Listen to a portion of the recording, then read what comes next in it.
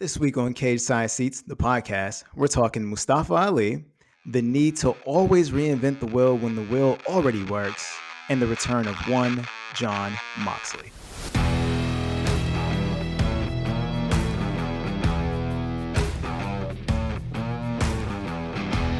Welcome to Cageside Seats, the podcast. We don't have a good name, but we do have great opinions. I'm your host, Stella Cheeks, and with me is my co-host, Marcus Benjamin. Hey, Stella, and hey, fine people. How are you this evening? Or this afternoon or this morning, depending on when you're listening. Whenever you're listening. How are you?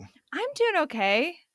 This week in wrestling has been a little bit of a roller coaster. I'm having a lot of ups and downs, feeling a little whiplash. How are you feeling about this week in wrestling? The same. The same is really much all I can say. The highest highs and the lowest lows. Yeah, it's we're going to get into all that, but it's been interesting so far, and it's not even over yet. It's not even over yet. It's never over. Wrestling is never over. It is both the best thing and the worst thing about professional wrestling. Especially having explained to people when you write about wrestling or cover wrestling at all. I'm like, well, so is there ever a day? I'm like, no, it's every day. It's on every single day. Hey, do you want to come over? It's just Tuesday night. Want to have dinner? Oh, Tuesday night? You mean a night where there is wrestling? So you're not working on Tuesday night. Do you want to can we do something Wednesday? No, because I'm watching wrestling for fun on Wednesday night. So I can't do that. That's when I watch it to enjoy it because I'm not writing about it. It's fun. That's the week though. Speaking of this week in wrestling, that's a smooth transition into our rumor roundup. The big rumor this week that everybody's talking about, especially we're recording on Wednesday night. We just watched AEW is Cody, the free agent, maybe ? Allegedly. Especially since he made that very cagey and so covert reference tonight to his contract. I mean, how could anyone miss that? It's funny that he would be, in theory, operating without a contract. And he made a dig on Dynamite this week that Tony Khan sent him a contract, not the contract he was hoping for. Because Cody knows what we know. He reads the dirt sheets. Cody's always online. Cody wakes up, kisses Brandy, rolls over, picks up his phone, and immediately just goes to all of the dirt sheets. Exactly. Cody lives for that. Right. So he knows what's going on. So big dig at wrestling journalists this week. That was also hilarious. And to be fair, I can't say I disagree with him, not about the points he made, but the points about wrestling journalist. But to be clear, I don't consider myself a wrestling journalist. I just do funny tweets. Though I was once called a journalist in a Instagram comment where Lana was dunking on me. So there's that. Lana dunked on you in Instagram comment? That's my claim to fame. Oh, man. That's many moons ago in Cageside history. But I was told Lana was the best and Lana's number one. Well, Lana did not like my opinions about her burlesque dancing. Oh, okay. Well, she'll be okay. She's fine. She's fine. She's okay. Yeah. Also, don't come for my partner, Lana, even though that happened in the past. Don't come for her like that. But Cody, Cody likes to rile people up. He, like you said, he wakes up, he gets on Twitter. Whether he has a contract, whether he doesn't have a contract, it's interesting. It's fun to think about. It's not like he's going anywhere. I mean, come on. What are your general feelings about Cody Rhodes? I want a Cody Rhodes temp check.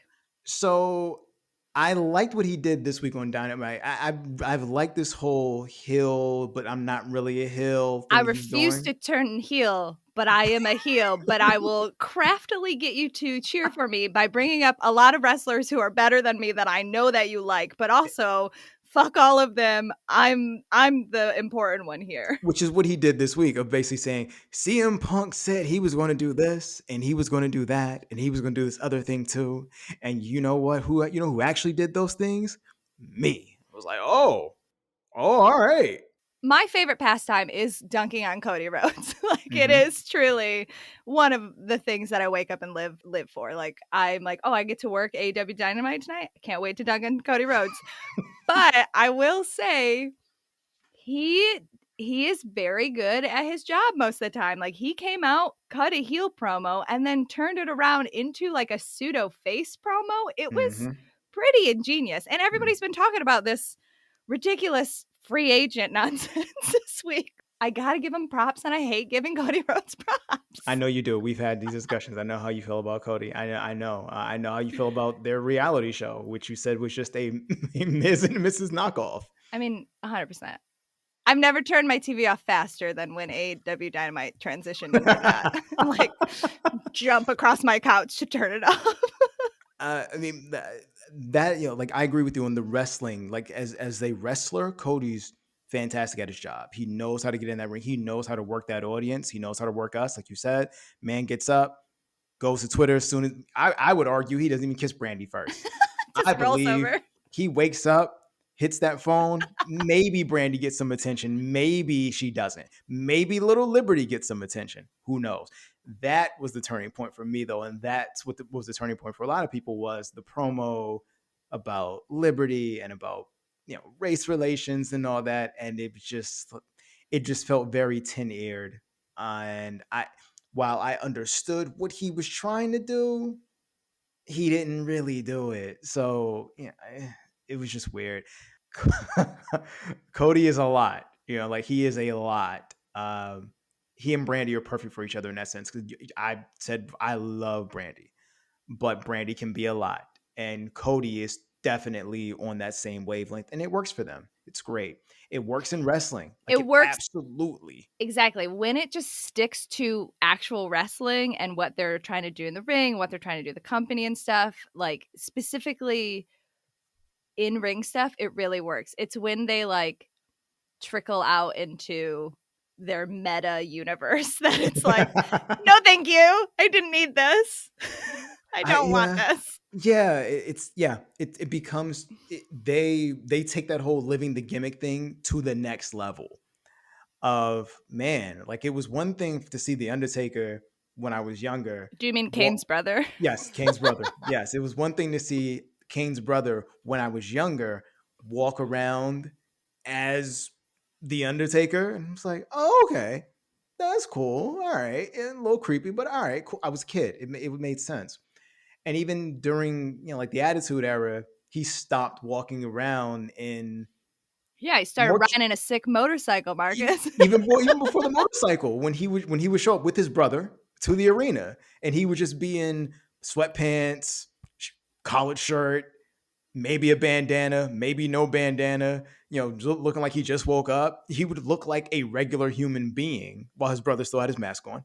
And that's what he did. And I was like, okay, that makes sense. He changed because the era changed. Cody is basically just like, nah, this is what I'm doing. This is 1985. It's always 1985. Either you get with my 1985 or you don't. And I respect that, even though at times I detest it. It works like 80% of the time. Like, I love to hate this man. And obviously so does every town they go to. Like they were in DC, they're in DC tonight. They're in DC this week. I'm going to Rampage on Friday with two of our other compadres. And Pixar didn't happen. Oh, we're going to take pics, especially because one of us is dressing as the Blade. So we're definitely taking pics of that. He's not doing that. Is he really? He already got everything from Amazon. Oh my God. I thought that was a joke. No, he got it. He's got everything from Amazon. He showed everything. He's ready. He's can't wait Blade to cosplay. Get Kyle on this podcast just to talk about the Blade for 45 minutes. We love the Blade, Kyle, but no one loves. Here's the New Year's resolution: get you someone who loves you the way Kyle loves the Blade. You will just be enraptured if you find that love. You will be enraptured. Even when the Blade showed up this week on Dynamite, Kyle's first response, "There he is!" He was just so excited. Background. Right. but we digress. They don't like him in DC. And so Cody's doing his job. He's doing his job. And Sammy is going to come into Beach Break next week as the clear fan favorite in Cleveland, Ohio, where they're having Beach Break. Funny. in January. It's very Christmas in July. It's Is it supposed to be ironic? Like, I don't actually know. yeah, you know what? They should just really go for the irony and just lay it on thick. Just do that. But Sammy's gonna come in, big fan favorite, super over. Cody's gonna get booed out of the building. It's gonna be like when LeBron showed up with the Heat and came to Cleveland for the first time. He's gonna get booed out of the building. I can't wait to see it. So, that's Cody, man. And he's, like I said, he's doing the thing. He's doing what he's supposed to do. The absolute opposite of getting booed out of the building. Tonight, Jon Moxley made his triumphant return. Did he ever? Cut one of the best promos ever. I don't know. I'm still riding the high of it. So, like, maybe I'll be objective later. But, like, that promo was incredible. Nobody does it like Jon Moxley. He is just such a unique talent. And to see him show up knowing that he came from like a very low point, show up looking incredible, sounding incredible, so confident and present, and cutting a promo like, you thought I was scary before? You ain't seen nothing yet. Like, that was just chef kiss, tens across the board. I want to watch it over and over and over again. He is, if I did point and say the like heart of wrestling right now, like wrestling writ large, like the beating heart of wrestling, like to me, Jon Moxley represents that. Like, he is so authentic and passionate and backs up everything he says in the ring, in life. He's just incredible, and I am marking out super hard over him. And it was so great to see him back in the ring and to hear everybody pop for him, and for him to just like tell the one naysayer to literally like fuck off on live TV. That was great. He rules. I love Jon Moxley. You say he's the heart of wrestling at the moment. That promo sounds like he's also the guy to eat someone's actual heart. Well, he lives on blood. He lives on blood. He's thirsty for blood. Exactly. He is now Nosferatu. And as that guy, like I agree with you. I didn't expect him to show up. And he looked fantastic. Like, dude looked good. He looked healthy. All my group chats were like, Mox looks so good. Mox looks so good. Mox looks so good. Because he just looked like he had a light in his eyes, and his presence was just, he looked like a whole different person, but he also had the energy of the Mox that we know and love. Exactly. He looked, I mean, obviously he was in rehab, so he's going to look rejuvenated. But what, I was noticing towards, a few months ago, several months ago, however, it feels like it's been forever since we saw him. But I was noticing as that run was going on that, oh man, he's looking a little heavier. He was just looking heavier. He was looking a little just less put together in the face. He was obviously, he shaved his head, but he was losing more hair too. And I'm just like, all right, dude, looks like he's going through some things. And then they said, oh, well, he's going to he checked himself into rehab. Great, good. He's getting himself healthy. And he came out looking right. His mere presence, like we said last week with Eddie Kingston, where it feels real. It's the same thing with Moxley. It's the same exact Why they thing. work so well together. Exactly. They have that chemistry where it's like these two, it's real life for them. And no one else in AEW has that outside of Cody, as we just discussed, where it is real life for them. And this is 24/7. And I cannot wait to see that energy, that Mox in an AEW that now has Kyle O'Reilly, Adam Cole, it's got Bobby Fish, it's got Daniel Bryan. Like, all these things happened while he was there, but also they happened when he left. Mm-hmm. So I want to see Mox against a guy like a younger talent like Jake Atlas. Like, that sounds like a dope match. Right. Yeah, like him and Jake Atlas. Like, we're going to see him in Adam Pitt. Not Adam, I'm sorry. All Ego. Ethan. We're going to see him and Ethan on Friday. And that is cool because I want to see what they're doing with Ethan and Scorpio Sky. I really feel like they dropped the ball with Scorpio Sky. They dropped the ball with both those guys. Those guys are so talented individually as a tag team. Honestly, settling them with Dan Lambert was a huge mistake, and they need to drop him like the dead weight that he is. Well, now he's the Murder Hawks problem. So I still don't know what we're doing with that, but let the Murder Hawks deal with that because now Dan Lambert's talked himself into the championship picture, which is befuddling of whatever. But anyway, Moxley with that energy, with that vibe, with these people, rejuvenated, ready to go. And now, of course, Eddie's on the shelf for a couple months or a couple weeks, Right, three with like weeks a with or broken Bro face. Bone. Yeah, but yeah, No, say it like it is. It's a broken face. very similar to the Undertaker, bringing it back full circle. When the Undertaker broke his face and had to wear that mask, if Eddie comes in with that mask, oh, I'm gonna love it. He needs to bring back the Undertaker mask. But I'm just really excited about Moxley. I agree with you. That promo was dope. It was a 10 out of 10 because again, everything with him is real, and he has a connection to that audience that no one else in that company has. Not even Adam Page. And we all love the Hangman. But Mox just they just him and Eddie actually. Eddie is the other guy who has that connection where they just feel him. They love them so much, and that makes all of their matches better. And I cannot wait to see how all this unfolds now. You know, he didn't even need to show up for the rest of the show. He showed up to open the show. That's it. That's all we needed. That's all we needed. Leave them wanting more. Right.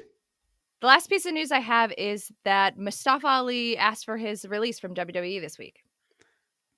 I mean, are we surprised? No, and honestly, like, good for him for being like, I'm done. Yeah. You had so many chances with me. I could, like, Mustafa Ali, I think about his time on 205 Live when 205 Live was like a show that people actually watched, right? In the era of like Buddy Murphy and Pac I forgot his name on WWE. He's just Pac in my head. Adrian Neville. Yes, Adrian Neville. Yes, Neville, the man that gravity forgot, who then became the man that creative forgot. Yeah. Yes. Like the heyday of 205 Live, like Mustafa Ali was incredible. He moves, his in-ring work is top notch, always trying new stuff, always like a crowd pleaser. He could have been just a top babyface for them, something that they are struggling with, which we'll talk about later, but he could have been a top babyface for them. And even when they tried to make him a heel, he was doing, like, not everybody can be a good heel and a good face, and Mustafa was. And the fact that they dropped the ball with him so many times that he was just finally like, I'm done, I'm out of here, is both disappointing because I want the best for Mustafa Ali. I think he is a really great talent, but also not shocking at the state of WWE right now. And I am just excited for the future where he gets to go somewhere and be the star that I know that he is. Yeah, at this point in this environment, in this atmosphere, same words mean the same thing. Leave. Just be out. I mean, we ran that story earlier this week about the story that him and Kofi could have had, the match that they could have had. It was right there. Like and like it was the most obvious thing. I mean, I don't book wrestling for a living. You don't book wrestling for a living. We're not, we don't have years and years of knowledge like Bruce Pritchard and Vince McMahon, and we don't have all this knowledge like all these legends. We don't, but we can see obvious stuff. Yeah, we have eyes and half of a brain, and we're paying attention. Right. And I think that's the difference. Like, we're paying attention, and they're just writing stuff and then walking away. Yeah, they don't think about continuity or logic, or I don't know, stories that write themselves and we can just do it and we don't have to do that much work. You don't have to do that much work. Kofi Mania was a thing because of what happened to Mustafa Ali. Right. That was the genesis for Kofi Mania. How do you not run that when Mustafa comes back? You fed Kofi to the beast for no reason. So he's not doing anything at that point. Cool. Let him deal with Mustafa. But nah, let's not do that. And then Mustafa put that thing on Twitter, that video that he wanted to do, that angle he wanted to play, which was great. Yeah, all of the stuff that he did on Twitter, the production value was great. The writing was great. His intensity, like, the man can cut a promo. Mm-hmm. And he can work with anything that you give him, obviously. Whether it's crap, whether it's great, even everything he was doing up until the point he left, even with the tag team thing, like it was all, he was making something with it. And rip Slapjack. And that he was doing something with that. And yet Nah, it doesn't matter. It's just whatever they did with him, even when it was dastardly, the crowd wanted to cheer him Yeah. because they respected the game, they respected the skills, and it's one of those things where it always feels like in that company. And again, this isn't to knock WWE, but we're saying things that you the listeners already know. When you get over organically in that company without the blessing of the big man, it seems like you just go to the doghouse. Yeah. How dare you make a Twitter video that people Right. like? Right. I mean, remember what happened to Zack Ryder when he got over organically and then he got fed to Kane, Undertaker's brother. Then he got fed to then Cena Kane pushed him he was in the wheelchair, Kane pushed him off the ramp.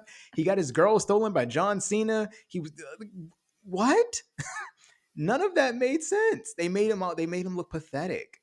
And that's what you get for getting yourself over, sir. Good for Ali for taking his ball and going home before he becomes like a pathetic joke. And I can't wait to see what he does next. Like again, the sky's the limit for this dude. There's nothing he can't do, and there's no company he could go that he's not an automatic value to, and there's nowhere he can't go where he's going to help pay someone's rent. I can't believe he just did that. Smooth, it's very smooth. Finger guns transition. What is living? Don't spit take on your expensive microphone. No, I'm not doing that. This is not a Foley podcast. What is living rent free in your head this week, Marcus? Well, now that I made the smooth transition, and on the subject of, man, I wish WWE had some good faces. Why would they get rid of Mustafa Ali? The crowd wanted to cheer him. Raw has a heel problem. WWE has a heel problem, but Raw specifically, yes. The main event of Raw was Seth Rollins, who I believe is a heel. Oh, 100%. No babyface would wear those coats. No self-respecting babyface would murder a couch and turn it into a suit and then go on live TV without a shirt. Like, that is not a babyface move. You know what else is not a babyface move? Dressing like Michael Jackson when you are not Michael Jackson. Like there's a reason Michael did that on the Motown thing where he put on the jacket with the sequences and had on the loafers with because he was Michael and he was about to, do the moonwalk. You were Seth Rollins. You were clearly the bad guy. You can't do that. Anyway, Seth Rollins, heel. Bobby Lashley, mostly heel. They normally just switch Bobby depending on what the story says, but mostly heel. Yeah. MVP, definitely heel. I don't like that they call them the Hurt Business. It upsets me that they call Cedric and Shelton the Hurt Business. Like they call them that on WWE.com. They call them that on YouTube. It upsets me. But they're heels. Yeah. Or at the very least, they're dastardly, right? Yes. The Usos, obviously, they're heels. Got it. All these men were all involved in the main event on Monday Night Raw. And I'm just like, well, hold up. Who am I cheering for? Like the crowd started reluctantly cheering for Lashley, and it started late. Like the cheering started late, and you could tell it was reluctantly because it wasn't a whole bunch of cheering. So they were looking for someone to get on board with something, and it's just also just wild booking. Like Lashley is set to face Brock, WWE champion, and Rollins is set to face Roman, the Universal champion. You know what we should do? We should have both challengers fight each other and potentially make them look like dumbasses before they go into the Royal Rumble. That makes a lot of sense. Right. And then we can have Cedric, and then just again, we've talked about how they've dogged Cedric and Shelton and how they dogged the Hurt Business in general. Let's have Cedric and Shelton interfere and have Bobby beat them up again. Yeah, make them look like clowns. Right. So they first look like pathetic people who just can't get over the fact that something's over. Then they look like clowns who can't beat up one man. I mean, they already lost to Bobby in a match when Bobby beat the two of them with ease. He beat them up last week. He beats them up again this week. They look like the Two Stooges. Yeah. And then you got the Usos who come out of nowhere clearly on command of the tribal chief to beat up Seth. And my question is, couldn't we have done this another way where you actually put one of them as the bad guy against, oh, I don't know, a good guy? Yeah, you're right. Only we don't have any. And we definitely don't have any that we've built up to the point where it looks like it's going to be a decent match. You probably could have said, hey, we could do Big E. Oh, no, we did that last week and we had him lose And we cleanly to destroyed Seth. him. The baby faces that they have that could theoretically be in title programs are Biggie, but they've kind of totally cut the like legs out from under him. Drew, who is hurt and also is corny as hell and Yes. honestly needs some time away from the title scene, but he is somebody that they have built up in that way. Or Edge, who is currently in a feud with the Miz, and he also was in the title pictures semi recently. Like we can't be just recycling that stuff. And you know, if we think about SmackDown, I like the storyline of Roman and Seth, who are both heels in very different ways because they have that shared history, right? Like Yes. it's Yes. more about like we have this history as the Shield. You've never beaten me clean this way in a one-on-one. You know, when Seth tried to do the Shield bump and Roman just looked at him and said, And Roman said, "That's I'm above beneath." that. Yeah, That's beneath me. that's Like, that's beneath me beneath me now. now. And I was like, oh, Perfect cadence, perfect right. delivery. That But was then, but the way Seth played it on some dude, and that's like Seth's character now is basically just Snidely Whiplash. But when he was with Roman, he turned it on and he said, dude, I made you. Yeah, he went full Like, architect, which was great. yeah, Like all of those Shield, honestly, all of those Shield packages, I was like, man, I have had a long week and I don't want to be crying on Friday night. I'm just trying to do my job.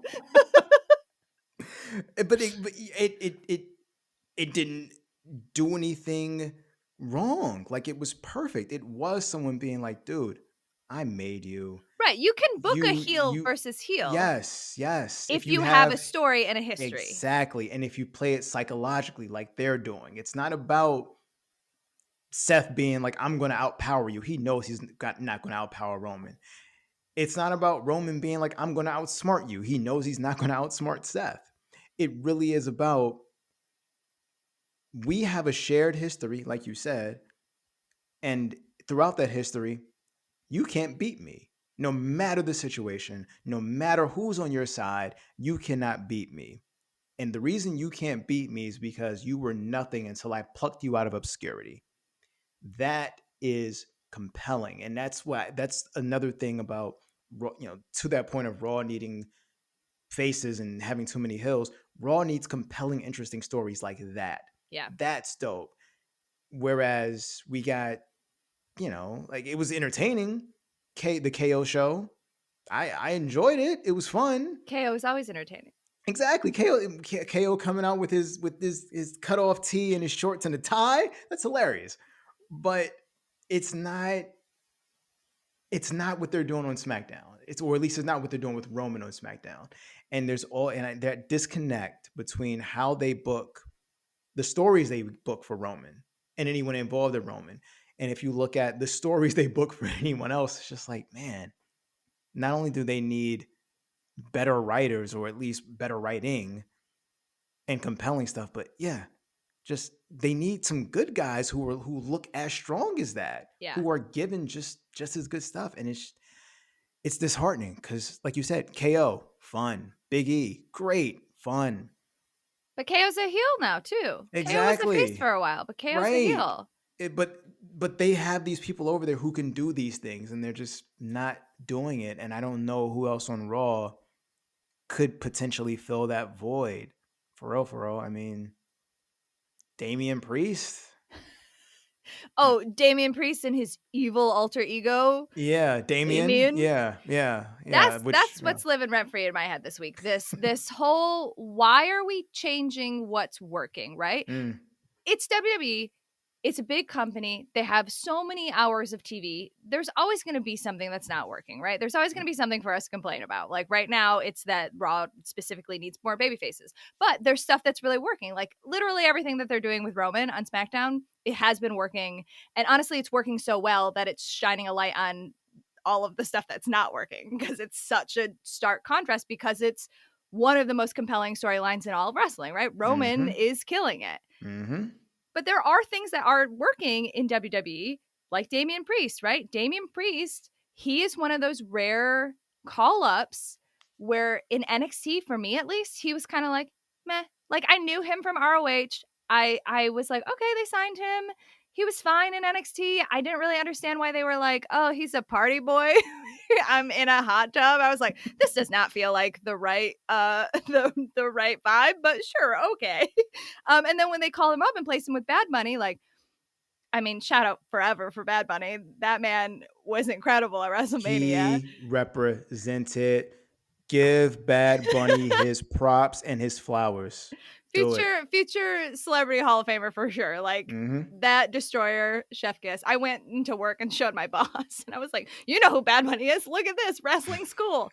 Anyways, they paired him with Bad Bunny. It worked, and everybody was worried. At least I was worried that when Bad Bunny left, that Damien would just fall to the bottom of the roster, but he didn't. He has been a successful upper mid card wrestler, which is what they need, right? Not everybody can be in the main picture. You need a US title holder, you need an IC title holder, and he's been doing a good job. He's put on some banger matches. Like he had a killer match a couple months ago with Sheamus that everybody was like, wow, this was a filler match that we didn't know was going to be a banger.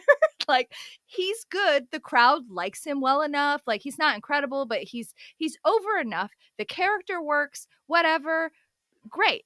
And then all of a sudden he comes out and is like talking about his dark side or whatever. And they changed his entrance music. So there's like an angel and a demon. And it's so unnecessary. It's just totally unnecessary, and they're trying to like you know when a gimmick is not gonna work when they desperately are trying to get it over on commentary, right? Like if commentary is focusing too much on the gimmick, you're like, okay, so this isn't working. Like if you have to explain the gimmick like this, it's not working and it's never gonna work. And also historically, like look at Finn Balor. Your evil alter ego is maybe not a place you want to be at on Raw. Like it's not. It's definitely not a place you want to be on top ropes. Yeah, it's mind-boggling to me. I mean, let's look at NXT from this week. They're repackaging Saray as a magical girl, I guess. That's what it looks like we're going. Yep, she is a Sailor Moon. Yeah, from what it looks like. Yes. Yeah, totally. Like there's no reason to put like a 27-year-old in a schoolgirl's costume and give her like a magical totem if you're not doing a magical girl thing. And as a huge Sailor Moon fan, sure, okay, I'm gonna keep my mind open. I like her as a wrestler. Like you can get gimmicks like that over.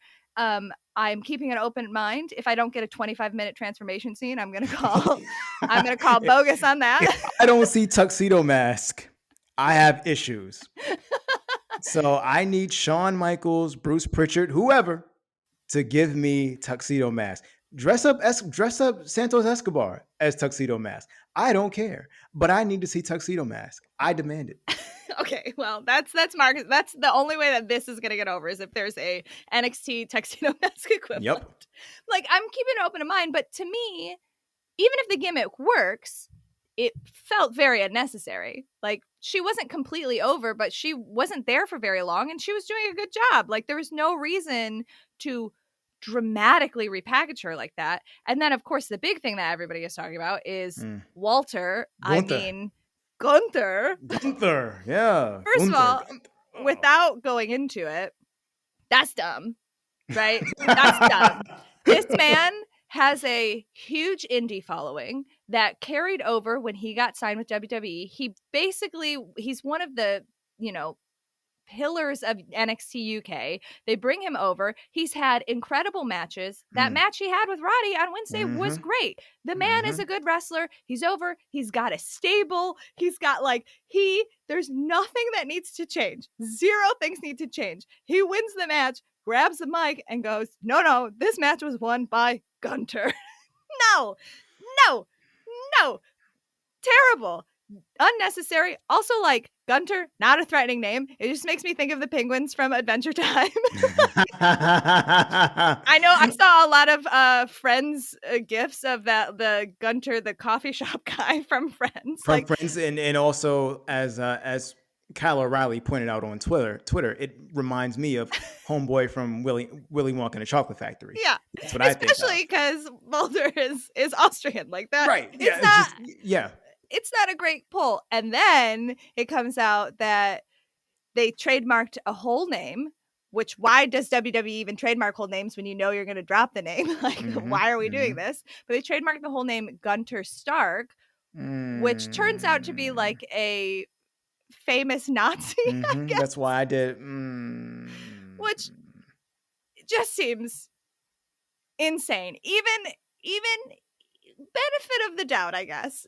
Even if WWE didn't look at a big Austrian man who they book as a heel and say, you know what we should do? A Nazi gimmick. Even if they didn't do that and they just random word generated stuff and someone's like a big Marvel fan, I guess, and they were like, I don't know, let's use the name Stark.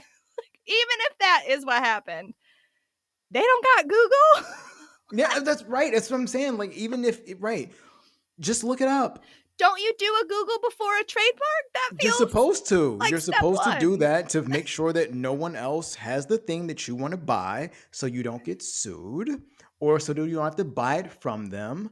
The Washington football team went through something similar to that when they realized they had to change their racist name finally after decades, and they wanted to change it to something else, and it turns out, oh no, someone already bought those names. Yeah, okay, so they Google. had to be the football team for 2 seasons to get that dealt with. They're going to change, they're going to unveil their new name soon. Cool, good, great for them. Sidebar, I love that this is episode 2 of the podcast, and you're like, here's my sports knowledge, LeBron and football, and I'm like, Adventure Time. But at the same time, Supernatural, let's go. But we both agree Tuxedo Mask. We did agree on that. 100%. But it's just this weird thing. Just their PR people. Like, where are they? We had an extended conversation about please hire PR people last week. Right. Like, where are they? If you put in Gunter Stark into Google and the number one thing that comes up is Nazi U-boat commander, maybe don't trademark the name. And to your point, your larger point, specifically with Walter, it's so weird how that happened on NXT. He's referred to as Walter the entire show. The entire show. He's referred to on commentary as Walter. His Chiron, Walter. And yet, when he announced it haphazardly, it was confusion. They were confused on the commentary booth. I didn't even hear it. Like because things were wrapping up and I was on Twitter doing my job or whatever. And then I'm 10 minutes later, I look at Twitter and everybody's like, Gunter this, Gunter that. I'm like, well, clearly I missed something. What is happening? I did the wrap up and I was sitting there like, well, what? Okay, whatever. And I ignored it because I'm like, okay, I don't know what just happened. I have to ignore it because I can't make sense of it. So I wrote my thing as usual. And then I wake up this morning and it's like Gunter. I'm like, so that's what that was. This wasn't an elaborate fever dream I had. Right. Like, so I wasn't just, hopped up on cough medicine. Oh man. All right. And I wasn't drinking cough medicine last night, people. I'm fine. But it's just this whole point of when they're going to do something that they don't need to do, then at least do it where it makes sense. Well, not it makes sense. At least do it where it's presented right. Like if you're going to do a name change, do it in a way where we can understand what's happening and there's not confusion. Because even today on their website, they were still apparently referring to him as Walter. Well, on one, I think it was like on one roster, it still said Walter, and then on another roster on the website said Gunter, but it didn't say Gunter Stark. So clearly somebody was like, I did a Google. Turns out. Hey, turns out Nazis. Let's not do that. Turns out maybe let's back away from that. Yeah. So props to them for at least common sense. No, don't give them props for this. They get 0 props for anything. I tried WWE. She wouldn't allow it. And there is a thing where Vince wants to constantly change stuff. And you and I both know a lot of that comes down to ownership. When it comes to Damien Priest, I don't get it. Everything they already own that name. Like I can kind of see like Walter was already like an established thing that stable was already established. The music Mhm. they used was already established. Maybe now that he's becoming a big thing in WWE, they want to put their creative fingertips in it so they own it. Like, Mm. I don't agree with it, but I at least sort of understand it. But like, Gunter? Yeah, a better name. And with Damien Priest, if we're going to change gimmicks midway, again for no reason, let's not do the whole he's got an evil side and he looks like a cartoon character when he does it. And I would take it a step further. You said, hey, when commentary is constantly trying to get it over, that means it's not working.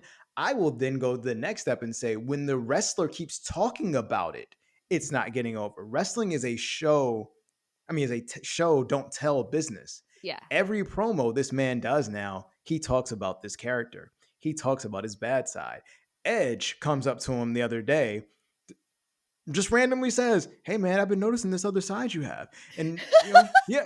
It's like creative writing 101. Like, if your dialogue is, "Hi, John, my best friend Beverly's husband. Right. Nice to see you in this neighborhood where we are living next to each other as neighbors." If that is your dialogue, nobody talks like that. Right. That's nobody talks like that. Right. And definitely no one says, no one responds the way Damien did, which is, yeah, I have this other side. He comes out every now and then. I call him Damien. No, dude. Like, who does that? I wish Edge would just be like, so you call him just your name? So your other side is your first name? So my other side is Adam?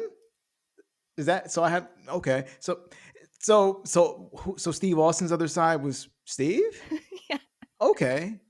But at least with Edge and at least there's Edge and Adam. There's Stone Cold and Steve Austin. Like, I mean, There's I'm a not saying marker there's at attached. least a mark. Yes, There's yes. Damien Priest and Damien. Right. What is that? And I get what they're doing with the whole, hey, here's Damien and here's a priest. There's the juxtaposition. Cool, cool, cool. I've seen The Exorcist and also I've taken high school philosophy. I got it. But it doesn't work when the wrestler looks silly doing it and the crowd knows it's silly. That's the other thing.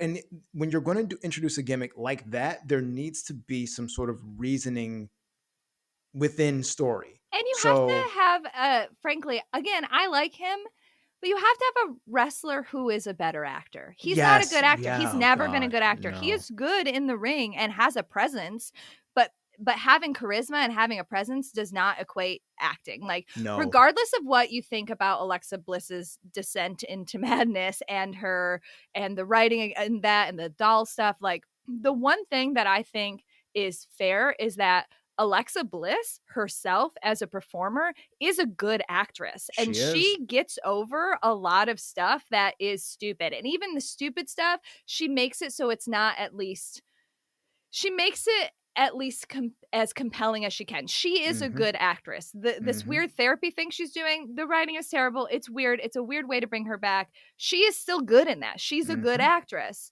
Dakota Kai and her like weird madness stuff on NXT. She's a good actress, shockingly. Mm-hmm. Like, she's a pretty Mm-hmm. good actress. Damien Priest, not a good actress. Not a good actress. Well, He's not not an a good actress. actress. You're right. No. Definitely not a good actress, not a good actor, and definitely not a strong enough actor to pull off a literal split personality where one is a devil and one Mm-hmm. is an angel. Right.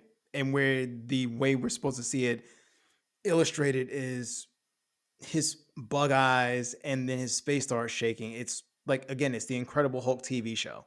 Like, that's what that is. Look it up, kids. No Lou Ferrigno disrespect on this podcast. No, not at all. But it's that level of you wouldn't like me when I'm angry, and it's the 70s, so you have to be big and overact. That's what they called to do. You don't have to do that in wrestling to get that thing over. And if you're going to do that, there needs to be stakes for that. So far, there haven't been any stakes. Like, yeah, he was in that match with Ziggler, and it was no DQ. If he gets DQ'd, Ziggler still gets the title. Okay, and then he won. So where was the adversity? It's a logic puzzle that we're not going to solve. Nope. And that's exactly why it lives in all of our heads rent free, because we're just never going to figure it out. And I do believe it's time to find out what's on the minds of the listeners. I have a question from one of our listeners that I feel like definitely rolls into this. This is a logic puzzle we'll never solve. Okay. It's Okay. from one of our listeners, Nick, and it says, "Why would WWE schedule the Elimination Chamber in Saudi Arabia?" And still call it the Elimination Chamber at that. It's just Mm. we do not have the time this week to go into the absolute ethical nightmare that is WWE's contract with Saudi Arabia. I'm sure we'll get there when we're closer to this pay-per-view. Honestly, we should just Unfortunately. set aside a whole hour to talk about it. But just like, I guess the thesis of this podcast is, where are the PR people? I guess Cageside seats the podcast. What's up with your public relations? yeah, where are the PR people to do a pay-per-view named the Elimination Chamber in a country known for Eliminating people. for their executions? Yeah. It goes beyond bad PR. It's tasteless and gross. It is a new low for a man who told us straight up, it's all about the money. And it boggles the mind. Like you said, we'll never be able to figure it out, but it really does boggle the mind because they don't have to do these things. You know what I mean? Like no one's putting a gun to your head and saying, "Hey, okay, yes, you already signed the contract." Not saying you don't have to do that. I disagree with it. I think you can rip it up. Whatever. They're running their business the way they run their business on that front. They kidnapped one of their planes once. Right. Like so at this point, Vince is really saying, "Yo, you can do whatever to me. Just keep giving me that money." But no one's saying you have to name the pay-per-view that and do it there. You can do the other crap you've done there, the greatest Royal Rumble, the greatest this, or whatever you want to call it. Like, why do you need to do the Elimination Chamber there? Literally just do a TLC match or something. Yes. Like, if you want, like the order of the pay-per-views doesn't matter. It doesn't matter, right? Especially they rename stuff all the time. They rename stuff, they move it around. Like, other than, I mean, it would be a bummer if they moved the Royal Rumble and Mania. Like, those feel like the two pillars. Yeah. There you go. But everything else is flux. Who cares? They didn't even do Hell in a Cell in October. Right. No one's going to trip if we don't see the Elimination Chamber pay-per-view in February. Like, maybe Titus O'Neil will trip, though. That's fair. Titus, the greatest human being in that company. Oh, yeah. We love Titus. I was just like, it was funny. A setup. I couldn't. Yeah, you did the right thing. You did the right thing. I love you for that. They don't have to do that pay-per-view at that time. No one cares. Do something different. If you really feel like you need to be in Saudi Arabia, call it something else. They don't care. We don't care. Sometimes I feel like the company overall just really does stuff to be like, guess what we're going to do? We're going to stick our thumb right in your eye. You know what? See that? As much as like I gave them the benefit of the doubt earlier, because I think that they're dumb, but I don't know if they're like Nazi dumb. Mm-hmm. But I feel like there's such old school mentality running through the blood of that company that I would not be surprised if they operate on a all press is good press like wavelength. And so sometimes they're like, you know what? This feels like a bad press week. Let's stir it up. And also just like, oh, well, they said we can't do that. Pfft, those liberal degenerates, watch us do it. But even this doesn't even feel like a red versus blue thing. This feels like a common sense humanity. Like, let's use one of our brain cells thing. And to think they had the nerve to do a video of Martin Luther King Jr. this week.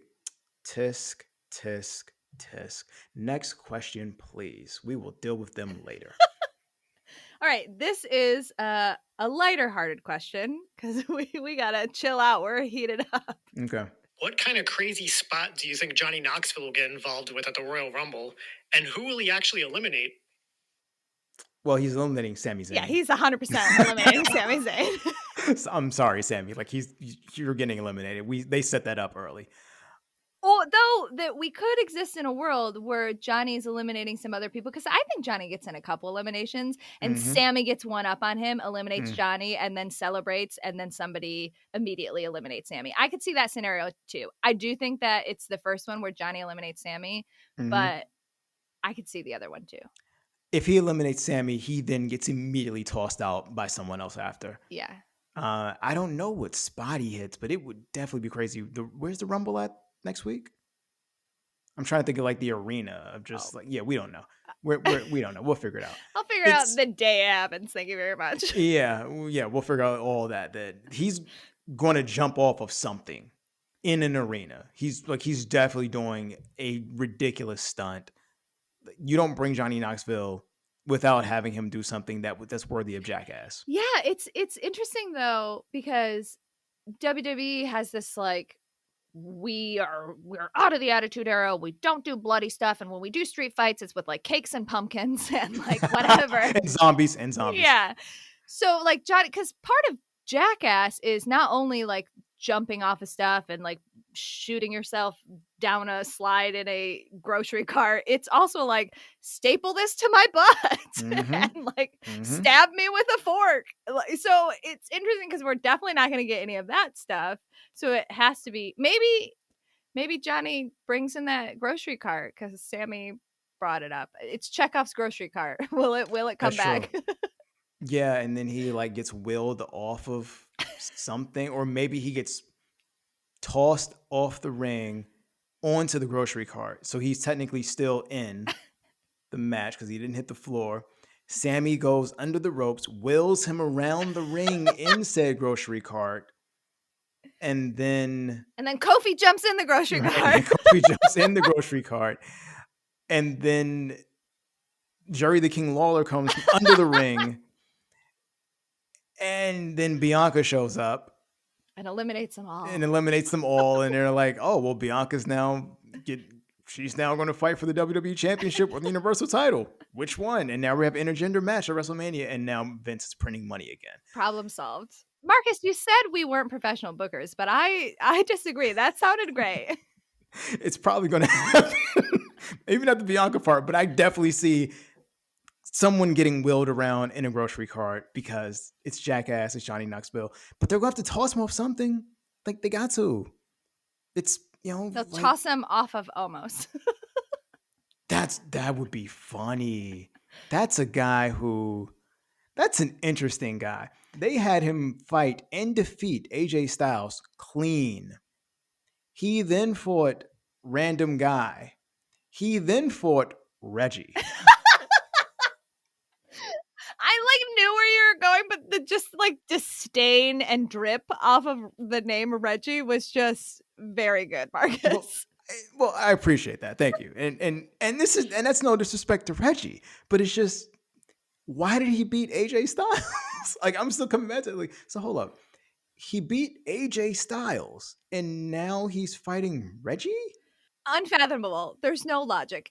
I never am delighted to hear that somebody lost their job, right? The releases are really painful. I don't want anybody to ever be fired. I want everybody to have jobs. You know, I'm here for UBI. Let's go.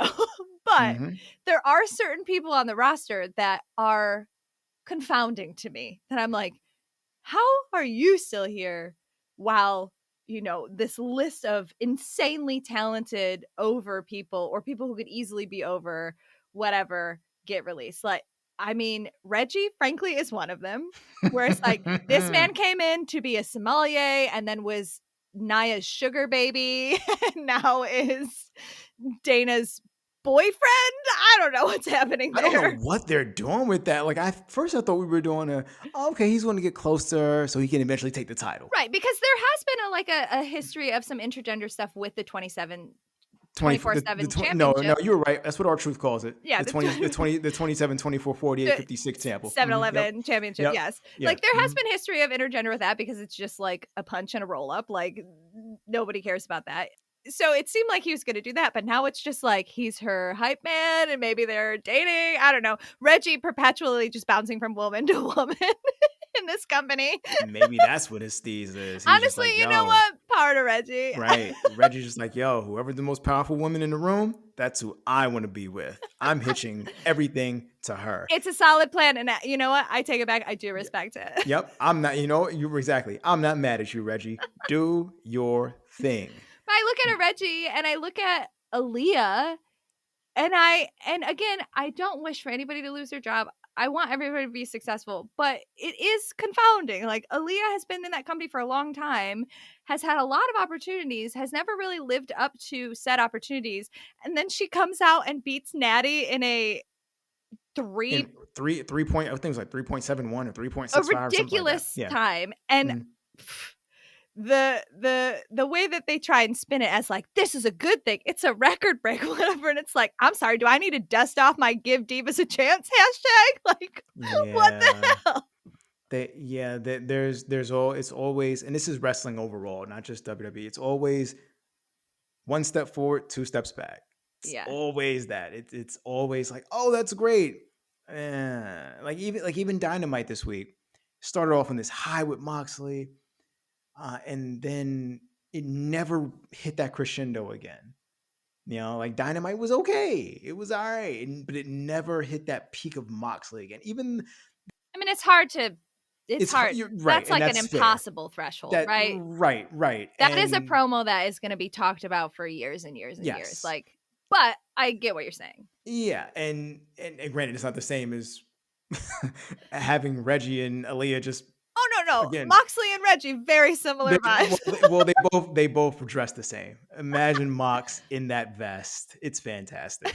The main event was clearly the thing because everyone's going to pop for Sting real quick so we can move on. Not real quick. We're basically already in a lightning round. This feels like a this is Tangent City. We should rename Lightning Round Tangent City. Let's go. Named after Suplex City. I like that. Sting at his age doing the things that Sting does. And doing them pretty good. Yes, doing them like Sting jumped off a stage tonight and landed on a table. Sting didn't have to, he landed on a man. Right. So there was a man on the table. He didn't just like take a nosedive. But Sting doesn't have to do these things, and he does. And I think that's a testament to him. It's a testament to the way he's getting used. And it is a testament to the love that people have for that character and that man. And just props that anytime he goes out to the ring and just does something like that, I always want to say, dude, props to you. So props to Sting. Props to Sting too, because there are a lot of older wrestlers that try and do things, and it is embarrassing. Undertaker, Goldberg. But Sting, he pushes himself and he does moves that is like, oh my God, Sting's doing what move?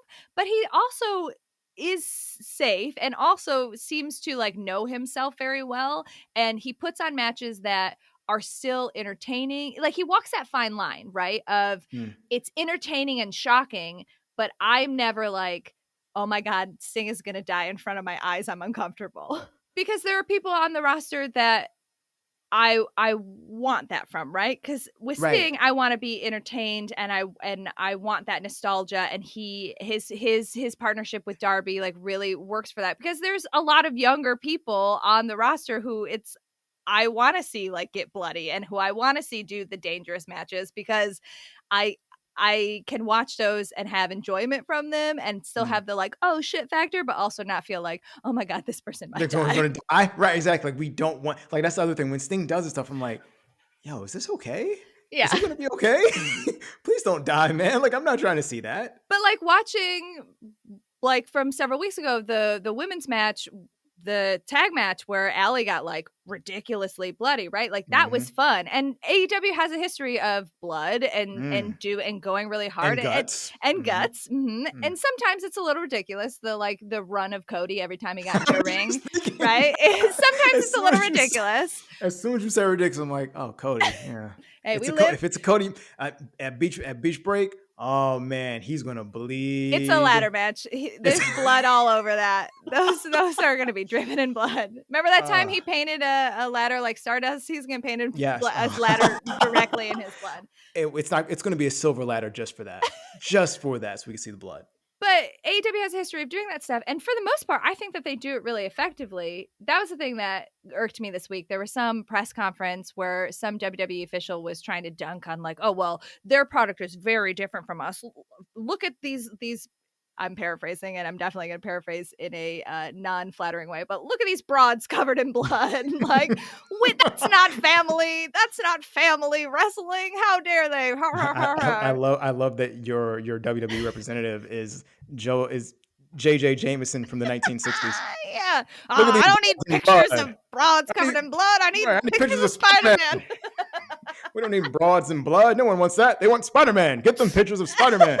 I want that web crawling menace. Yeah. But that was just like one of those ridiculous things. It's like, again, why do we open our mouths? Get PR people. Like it's okay that their product is different than yours. It's actually a good thing that their product is different than yours. So just let their product be different than yours. You don't have to dunk on the women who are frankly kicking ass and who could definitely bloody you up. Like that was one of those things this week that I was just like shaking my head. I can't be doing this. Well, something else for this week for me, to that point. We're going hard on WWE this week. Well, no, you know what? I'm gonna take one of yours, and we can do something positive for them. Chad Gable was glorious this week. Just so funny. And so, like, his timing was perfect with like everything. Don't boo education. You're better than that. And just and Otis helped him out because Otis's facial expressions were $1 million. Yeah. Like when he talked about he is a really good straight man, like behind him. And it's funny because when he originally came to WWE and he was a face, right? They booked him as silly, goofy, like you're basically just Chris Farley. Like that's how we're booking you, which worked fine enough, I guess. But he's a better straight man. He is a way better straight man. Yes. Like, like his face that he made when Chad said they were going to do like a knowledge contest, was that face he made like, what? We're going to do what? He just had that face of like, oh man, okay, I guess we're doing that now. And then when he said that, and Otis, I don't really know his last name. I don't think he has a last name. He doesn't need a last name. He doesn't like Chad right now for me is really doing, like, it feels like the thing Kurt Angle was doing. Yeah, like it does. It feels like an updated modern Kurt Angle, which makes sense. Like they have similar vibes. The background of an Olympic wrestler, was pushed as a babyface. Like they have a similar look. It's one of those things where it plays on nostalgia in a positive way, and it's not reliant on the nostalgia, right? Like if you get it, you get it. If not, it still works. Right. And props to Chad for dealing with all the crap that he had to deal with, post American Alpha, Shorty G and I forgot about that. How dare you remind me of that? How dare they actually do it to him? Fair. Props to him for just toughing it out. And now he's a tag team champion.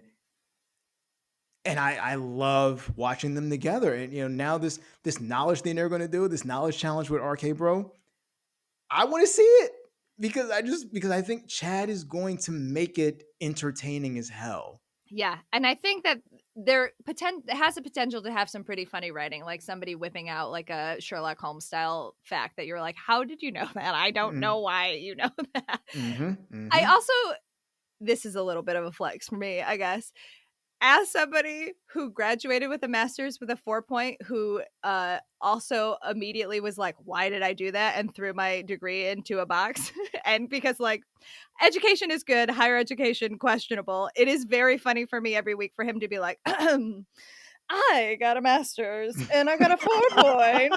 And to use it as a heel tactic, it brings me personal joy because like if I were to, I feel like I use it as a heel tactic in my life sometimes where I'm like, people will be like, oh, that's so cool that you did that. I'm like, it's stupid. Let's not talk about this. Master's Right, degrees are a yeah. joke. This is dumb.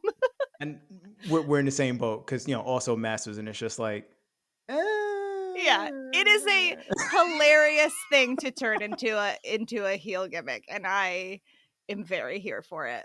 yeah, and because he sells it all, like he's in it, and he's a perfect foil not just for Otis but for Riddle. Like he's Yeah. a perfect foil for Riddle. Randy not so much, but he's a perfect foil for Riddle. Like I Riddle don't is know. Randy's. I like good dad Randy Orton. Well, that's Riddle's foil. Like Randy Yeah. is Riddle's foil, but Chad and Riddle just have a nice yin and yang thing for obvious reasons. Chad being the straight laced guy. And Yeah, it's classic comedy, right? Straight laced guy who is talking in very clear, defined sentences. Goofy, drug-addled mind who keeps going on tangents and frustrates the straight-laced guy. Like that is very classic comedy. It works. Yeah, and again, it's just keep doing it. Like we said, there are things that are working in WWE. There are things that are not. Roman, definitely working. Chad, also working. Do not do anything to Alpha Academy. Let them cook. Don't do anything. Just leave it alone. That's all I ask.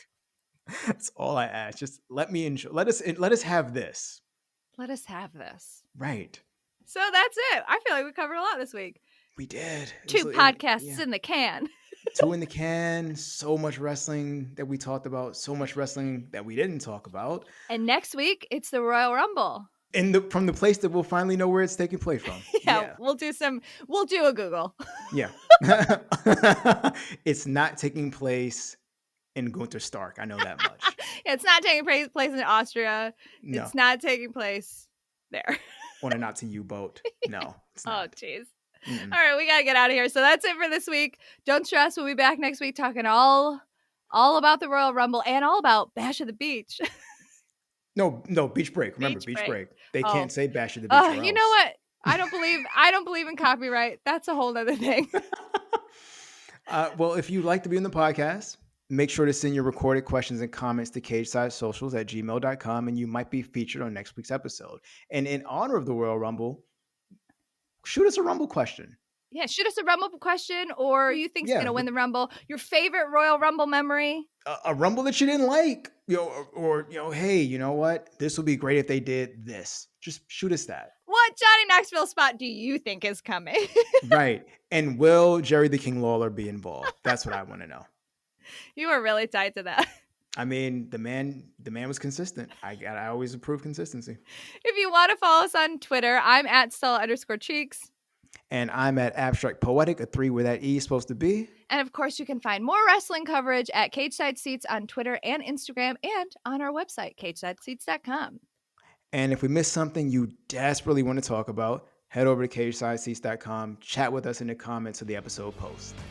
Until next time, Cagesiders. The tapes are always rolling.